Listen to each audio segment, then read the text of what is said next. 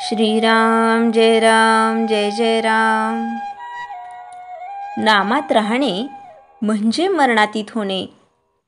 मुलगा आजारी पडला तर माणूस देवाला नवस करून त्याला जगवायचा प्रयत्न करू लागतो। जगला तर देवाला अर्पण करीन म्हणतो। अर्पण करणार म्हणजे आपलेपणा सोडणार। मग तो आज मरण पावला तरी कुठे बिघडले। मुलगा जगावा असे वाटते ते आमच्या सुखाकरिताच। एक दिवस हा जाणारच हे ज्याला खरे पटले तो नाही देवाजवळ असे मागणार।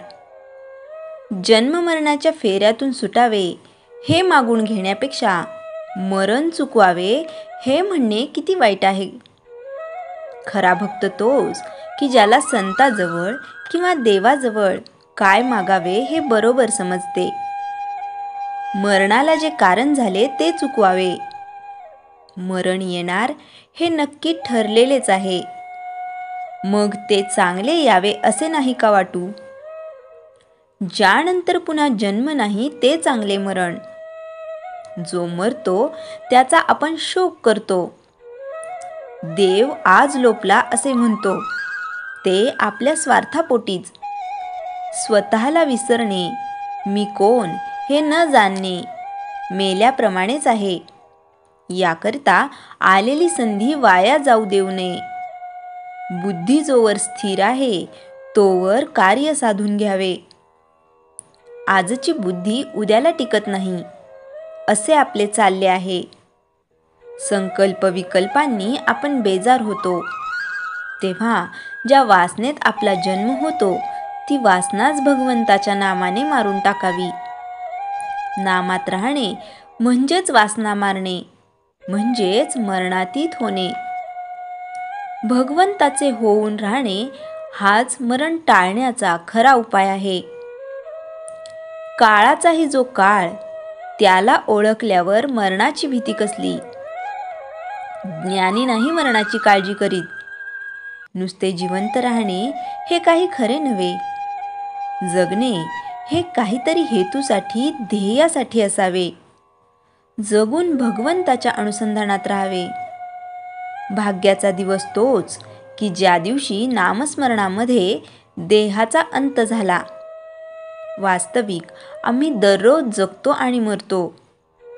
एकदा निजला आणि पुन्हा जागा नाही झाला की तेच मरण। झोप हे एक प्रकारचे मरणच आहे। एवढ्याकरता झोपी जाताना नामस्मरण करीत करीत झोपी जावे, म्हणजे उठतानाही नामस्मरणातच जाग येईल। पण झोपेच्या वेळी नाम येण्यासाठी त्याचा अगोदर अभ्यास करणे जरूर आहे। जागृतीत अभ्यास केला नाही तर झोपेच्या वेळी दुसरेच विचार येतील। नामस्मरण बाजूलाच राहील आणि भलत्याच विचारात पटकन झोप लागून जाईल। सदोदित नामस्मरण केले नाही तर ते अंतकाळी कसे येईल। अभ्यास अगोदर केला नाही तर परीक्षेच्या वेळी तो कसा येईल। जेव्हा नामस्मरणाच्या अभ्यासाला आजपासूनच सुरुवात करूया। श्रीराम जय जय राम। चैतन्यवाणी आपले मरण पाहिले म्या डोळा, म्हणजे माझ्या देखत वासना संपूर्ण क्षीण झाली हा अनुभव येणे। श्रीराम जय जय राम। जयाच्या जनी जन्मनामार्थ झाला, जयाने सदा वासनामात केला। जयाच्या मुखी सर्वदा नाम कीर्ती, नमस्कार तया ब्रह्मचैतन्यमूर्ती। श्रीराम जय जय राम।